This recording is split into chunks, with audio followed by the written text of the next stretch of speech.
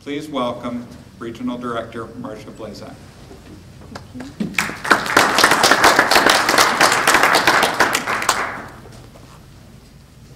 Good morning. First, let me add my welcome to all of you to Denali National Park.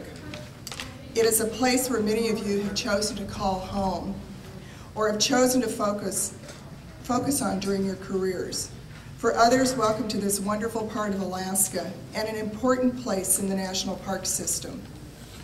We are a national system of 390 units with additional affiliated areas, programs, and tentacles reaching into hundreds of communities around the world. There are lots of comforting things that we do the same way around the system.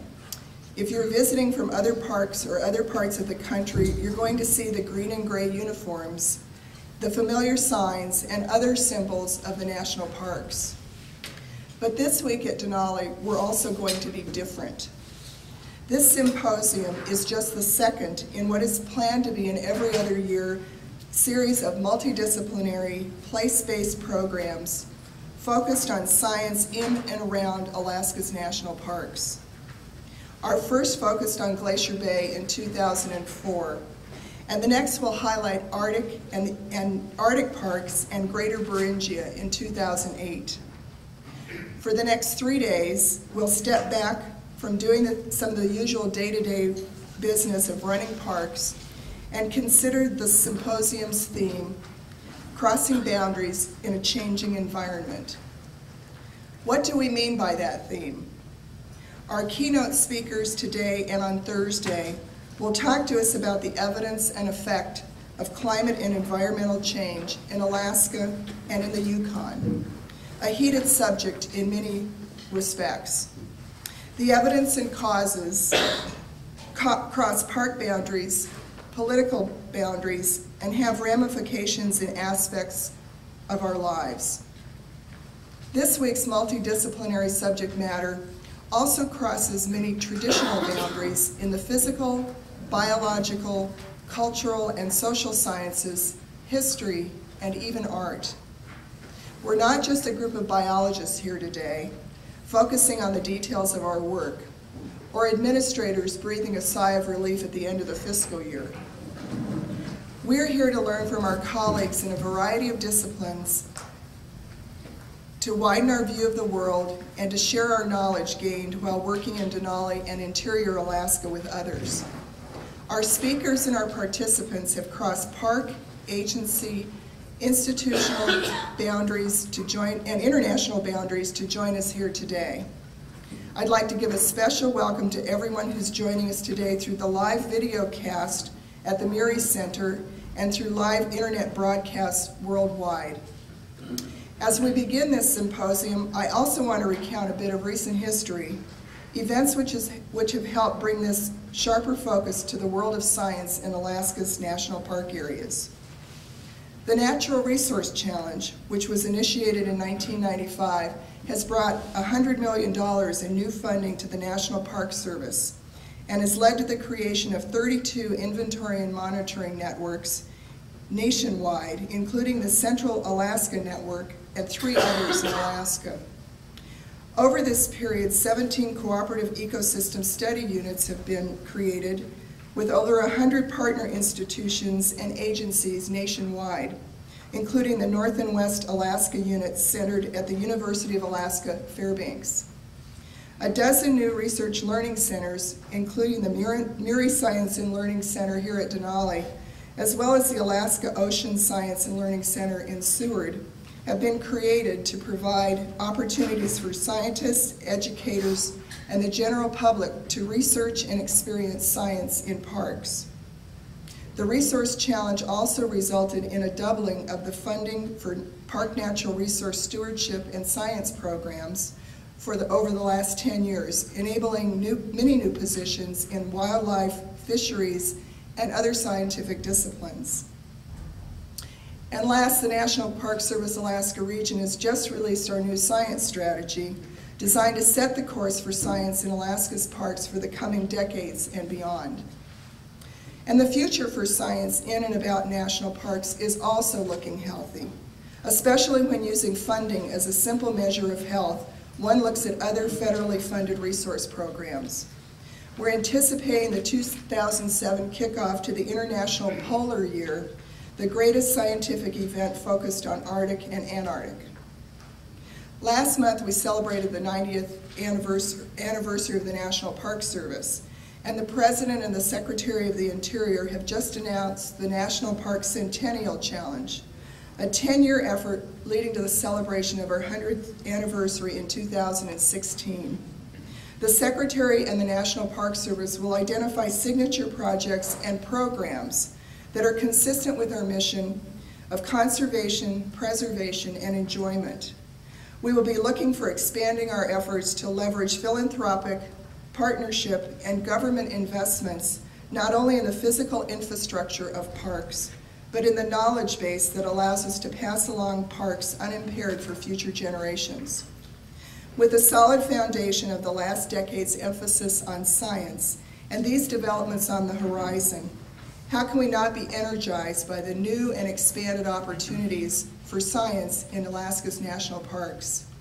This symposium is truly a celebration of both science and of national parks, America's gifts to the world. Where better to hold this event than here in the reflection of North America's greatest peak, where the wonder of the place can inspire our future and encourage us to cross boundaries, to ask new questions and seek new answers. Congratulations and thanks to our program organizers and presenters, with special thanks to our own Dr. Bob Winfrey. It is his endless enthusiasm and energy that I credit for taking this symposium from the idea stage to reality. Thanks for being with us here this week, and best wishes for a successful conference.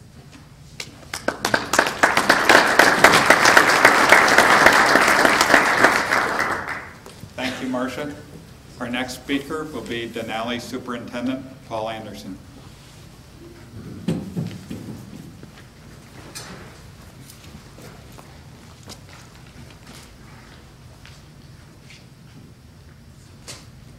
Thank you, Bob. Bob asked me if there were any special things that he might say about me when he introduced me, and I said, well, just as long as you don't say anything bad.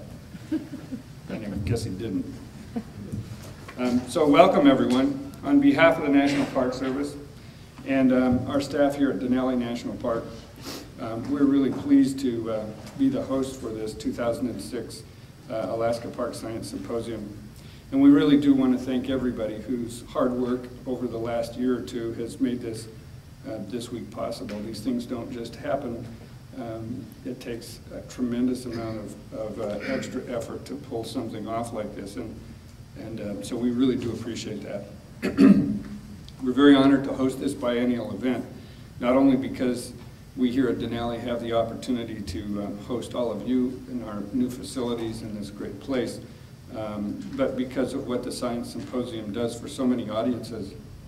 It provides the scientific community a forum to share results with our peers. It provides students an opportunity to participate in high-level sessions conducted by distinguished professionals. It provides local community members, park employees, and the general public the opportunity to learn about our current efforts to preserve the wilderness. In a word, the 2006 Science Symposium really is about outreach. So whether you're a scientist or a sixth grader, you can relate to this year's theme, Park Science in Central Alaska, Crossing Boundaries in a Changing Environment. It's a topic that's on everybody's mind, I think. You don't have to be a PhD to know that we're currently in the midst of perhaps one of the greatest periods of environmental change in our planet's history. It's no longer just a scientific hypothesis, it's a truth. We here in Alaska see it played out daily in our own experiences in the parks, and even Hollywood has found an increasingly popular story angle in environmental change in movies such as The Day After Tomorrow and others. Well, for those of you that like the movie, I'm sorry to say that Dennis Quaid won't be here today, and Sean Penn's already left, so, well, sorry. But I couldn't be prouder though, than to share with you another world-renowned expert. in his field, and that's ecologist Dr. Terry Chapin. Terry, who joins us from the University of Alaska Fairbanks, will be presenting this year's keynote address. In addition, we'll also explore this year's theme through talks, posters, and panel discussions. We've modified the agenda so none of the sessions are concurrent, allowing everybody to participate fully. Our outreach must not be selective. Only by cooperating and crossing and blurring the boundaries, both physical and political, across scientific disciplines and administrative mandates can we face the challenges and protect the resources for the future. Our agenda over the next few days will span the range of science parks use to protect and interpret resources to the public, the biological, physical, ecological, social, and cultural disciplines. Only by integrating our understanding of natural and cultural resources with a similar understanding of social and human needs can we hope to solve the complex problems facing the national park system. Problems such as development and preservation and managing natural, cultural, and economic resources. Inherent in the balancing act is how we govern park resources in order to protect them for the communities to which they're tied. If we're to have any hope to carry out our mandate to provide for a variety of park uses, including recreation and subsistence, we need robust, thank you, Dr. Hoogie, defensible research. We must further our knowledge of what we have in the parks. We need to know how much those resources are changing and how they're linked together in this changing environment. We need to educate and to partner with our stakeholders, including our communities, in whose hands lie the fate of these parks.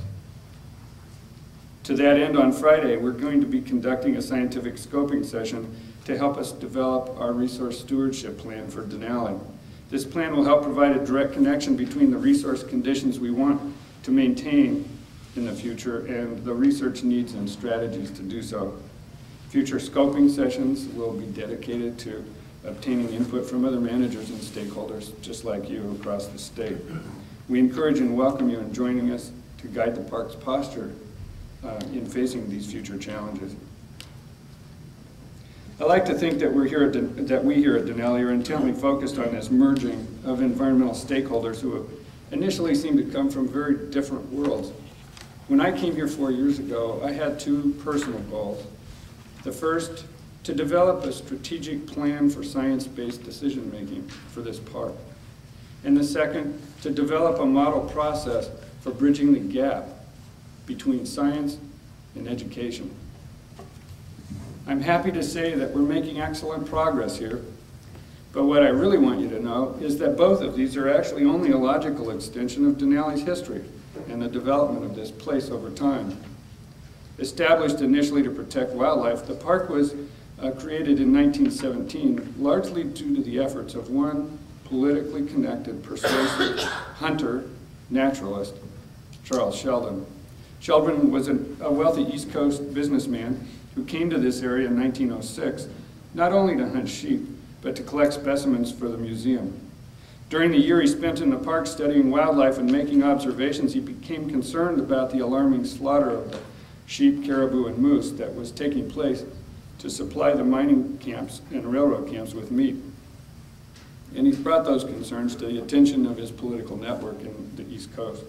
For 11 long years, Sheldon worked his connections, and in February 1917, Mount McKinley National Park was established. Beyond his political savvy, Sheldon's natural history experience in what we know today as Denali resulted in the identification of 23 new mammals and 32 species of birds. His diary and our first scientific study, The Wilderness of Denali, was the earliest study of the natural habitat in what is now the park. But even before Sheldon's first visit, this area attracted other scientists. As early as 1902, 4 years before Sheldon, USGS geologist Alfred Brooks was working in the foothills of Mount McKinley. Many have since followed, including Olaus Murie, a caribou researcher in the 1920s, and his brother Adolf, after whom the Murie Science and Learning Center is named. Their work on mammals, birds, and other aspects of park ecology continued until the early 1970s, creating an invaluable baseline of data that has been used by scores of researchers who have followed them. Currently, Denali is home to between 50 and 75 scientific studies each year. Although Denali and many parks were originally set aside to protect scenic features, individual species of large mammals, and various curiosities, their role in protecting intact ecosystems and as natural laboratories became more evident and more significant during the middle of the 20th century. Toward the beginning of the 21st century, a piece of landmark legislation that most of us know as ANILCA tripled the park size, added further caribou-centric animal populations, and renamed this place Denali National Park and Preserve. The legislation specifically directs the National Park Service here at Denali to preserve the lands and waters for the benefit, use, education, and inspiration of present and future generations, to maintain sound populations and habitat for all wildlife species, to protect resources related to subsistence, to preserve extensive and altered ecosystems in their natural state, and to maintain opportunities for scientific research in undisturbed ecosystems. Since the 1980s, the federal government has continued to sculpt the National Park Service's and systems mandate and our empowerment to substantially improve scientific information available to manage these treasures. I'm proud to say that here at Denali we've taken it a bit further, pushing the envelope to network with and draw upon the unique characteristics of our sister parks. A move we made here that appropriately elevated science's stature, centralizing all resource management and interpretation activities under a single assistant superintendent, Dr. Philip Hugie. That set the stage for what's to come. Now we have a vehicle for supporting science-based decision-making. We call it the Denali Center for Resources, Science, and Learning. The center is comprised of professional and technical staff with specialties in the biological and physical sciences, history, ethnography, archaeology, interpretation, and education. It will come as no surprise that acquiring new knowledge through scientific research is integral to the center's programs. But what you might find interesting and even refreshing is that the center is also dedicated to effectively communicating that knowledge to park management, to other scientists in government and academia, and to the public.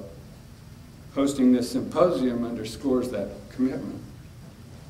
Another area in which we contributed to the National Park System's empowerment, one of which I'm very proud, was the creation of the Muri Science and Learning Center. It's based on the concept that only through partnerships between parks and others, and by joining with the community of scientists, can we solve the challenges of a changing environment. The Muri Science and Learning Center, or MSLC as we call it, is a public nonprofit partnership between the National Park Service, the Alaska Natural History Institute, the Denali Foundation, the University of Alaska, the Denali Borough School District, and many others, to promote and facilitate research in northern Alaska ecosystems and share those findings with managers, visitors, researchers, students, and the general public. And the unique thing about the Muri Science and Learning Center is that there were no appropriated dollars to operate or manage that center. It's all been done through the efforts of the partners contributing what they have to contribute to make this thing a success, and it truly is a success. This symposium provides the MSLC with a wonderful outreach opportunity to help promote and share science. Services provided by the center include space for educational programs, office space and resources for visiting scientists, wireless network access across 35 miles of the park road, curriculum-based education programs for grades K through 12, school-to-work experiential learning programs, multi-day field-based seminars, and teacher trainings, youth camps, and research grants. The poster sessions that I mentioned earlier as part of the agenda will be held in the MSLC building, and we encourage you to examine the displays and resources available there at the MSLC and talk to the staff about the goals of reaching beyond the park boundaries. A symposium like this one is a time to recognize and celebrate how far we have come, not just how far we have to go. The talks over the next few days are a potent symbol of the knowledge that we've gained and the partnerships that we've forged and the programs and the institutions that we've created. These have all moved us tremendously forward in the goal of informed decision-making, public education, and the protection of natural and cultural resources. In closing, I urge you to consider a statement which I believe is as true as any I've heard. The national parks of Central Alaska and throughout the nation need your mind, your skills, your ideas, your dedication, and they need your hearts as you need them. For the restorative powers of the solitude of a windswept mountainside, for the peace you feel in watching a golden eagle effortlessly glide across an azure sky, for the eternal nature of the park landscape. Please partner with us to help us make the best decisions we can. There are a few greater callings in science than to bring your scientific expertise to bear in order to preserve these special places for ourselves, for the next generations, and as natural laboratories and as a context for understanding our natural world. Thank you for coming to this year's symposium. We look forward to many more, all emphasizing place-based science and keeping in mind that, like the chicken, we all need to cross that road if we're going to face the challenges of the future.